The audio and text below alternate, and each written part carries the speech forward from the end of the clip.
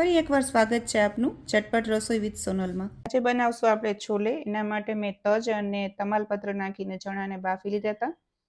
એના માટે 6 ડુંગળી, 1 લીલું મરચું, લસણ, આદુ, જીરું, હિંગ, તમાલપત્ર, સૂકું લાલ મરચું, ધાણા જીરું પાવડર, હળદર, કાશ્મીરી મરચું, છોલે મસાલો, જરૂર પ્રમાણે નિમક અને આંબલી, કોથમરી આ લીધી છે। હવે તેલ મૂકી અને વઘારની બધી વસ્તુઓ નાખી દઈશું। ને ડુંગળીને મેં છે ને મિક્સરમાં પીસી લીધી હતી, એની પેસ્ટને આપણે સોતળવાની છે। એમાં લસણ, લીલું મરચું પણ એડ કરી દીધું હતું અને આ પેસ્ટને હવે આપણે સોતળી લઈ 10 મિનિટ પછી સોતળાઈ જશે એટલે બતાવેલો બધો જ મસાલો એમાં આપણે એડ કરી દઈશું અને ફરી થોડી વાર માટે સોતરશું જેથી મસાલો પાકો થઈ જાય।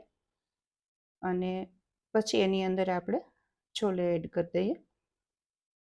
આમાં મેં છે ને ટમેટા એડ નથી કર્યા, આમાં આંબલીની જ ખટાશ નાખવાની છે આપણે।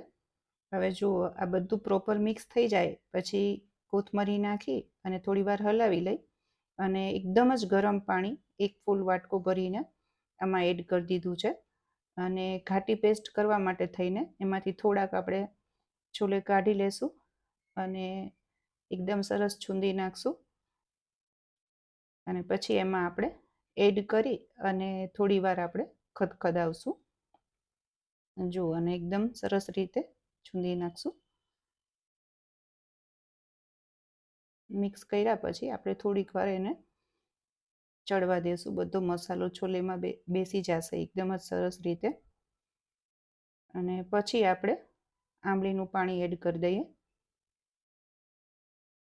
છોલે રેડી થઈ ગયા છે। હવે ફરી એકવાર આપણે વઘાર મૂકવાનો છે એટલે પહેલાં તેલ અને પછી એમાં 1 ચમચી ઘી, કાશ્મીરી મરચું અને ગરમ મસાલો છોલેનો એ આપણે એડ કરી અને એ વઘાર આપણે છોલેમાં નાખી દઈએ એટલે દેખાવ એકદમ સરસ આવે અને ટેસ્ટ આખો વધારે સારો થઈ જાય।